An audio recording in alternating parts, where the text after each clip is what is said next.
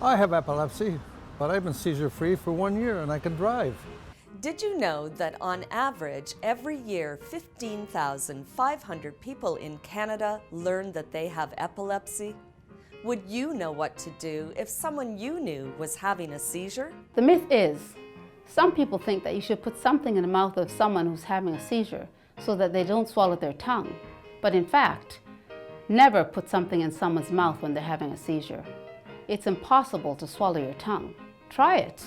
A lot of seniors wear dentures, and putting something in their mouth could dislodge their dentures during a seizure. I'm on medication now, and health-wise I'm doing pretty good. I walk the dog every day, I try to bike, and so I'm coping, but losing my license was the biggest shock to my system. And it was like losing my right arm, you know, so I've had to deal with that, but I'm feeling pretty good now these days, and everything seems to be okay. We manage, don't we? Yeah. Every day is a different day. We don't know what to expect, and we live as happy as we can.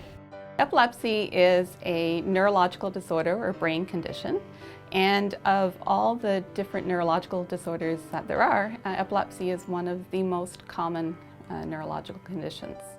And it's a condition where a person is at risk of having seizures. And if somebody has had what we call an unprovoked seizure and they've experienced 2 or more of those, then that would be when they would be diagnosed with epilepsy. I have epilepsy, but my medication controls my seizures. There are so many myths about epilepsy. Do you know the facts? The myth is epilepsy is contagious, but the fact is you simply cannot catch epilepsy from another person. A seizure is a relatively common event. 1 out of every 10 people will experience a seizure at some point in their lifetime. Sometimes seizures can be caused by things like a fever or an infection, so it isn't always associated with a neurological condition. But in epilepsy, where people are at risk of having recurrent seizures, seizures are caused by things like a brain injury, a neurological condition like Alzheimer's disease or MS can cause injury and damage to the brain and lead to seizures. A stroke can cause injury to the brain and cause seizures. And sometimes we don't know what the cause is. So there are many potential causes of seizures, and some of them will result in somebody having epilepsy. When I go to work, I do worry about Peter a lot, because there's been times where I've phoned home and he hasn't been feeling well, and obviously a seizure has happened or about to happen. We have a secret code. I text him an X for a kiss, and if he's feeling well, he texts back a 0 for a hug, so I know he's okay.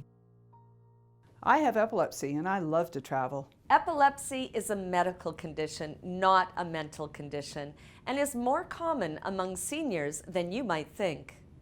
The myth is epilepsy is rare and there aren't many people who have it. The fact is 1 in every 14 seniors over the age of 65 has epilepsy. So when somebody has a simple partial seizure, there's one region of the brain where the seizures are coming from, and depending on which area it is, that will determine what the symptoms are. If seizures are coming from the back of the brain, that's involved in vision, somebody could have a change in their visual experience. If seizures are coming from this area that's blue on this brain model, they might get a tingling or numbness in one part of their body. And if seizures are coming from this area further towards the front of the brain, they might have some sort of uncontrollable twitching of one region of their body. I have epilepsy and I volunteer. Epilepsy is a condition, not a disease. The cause of my seizures is still a mystery, but medication has allowed me to function fully as a wife, mother, and early childhood educator. My life is rich and rewarding, and I intend to keep living it to its fullest. There could be other areas of the brain where complex partial seizures come from. So from the parietal lobe, this area of the brain right here, and the person might experience some sort of tingling or numbness or some sort of change in some of their sensory experience during the seizure. And if the complex partial seizure is coming from the frontal lobe of the brain, there could be some sort of change in the person's posture, and the person might make a movement of an arm, or they might turn their head, and there could be some sort of behavior that they might exhibit during their seizure. Would you know what to do or not to do if someone was having a seizure?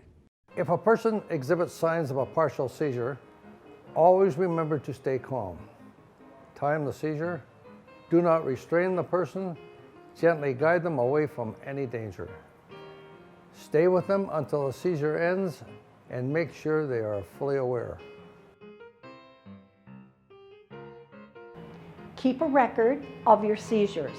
Always wear a medic alert bracelet. If you live alone, have someone check on you regularly.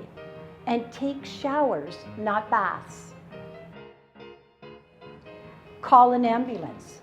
If a seizure lasts more than 5 minutes, if consciousness or normal breathing patterns do not return quickly. If the seizure repeats without full recovery.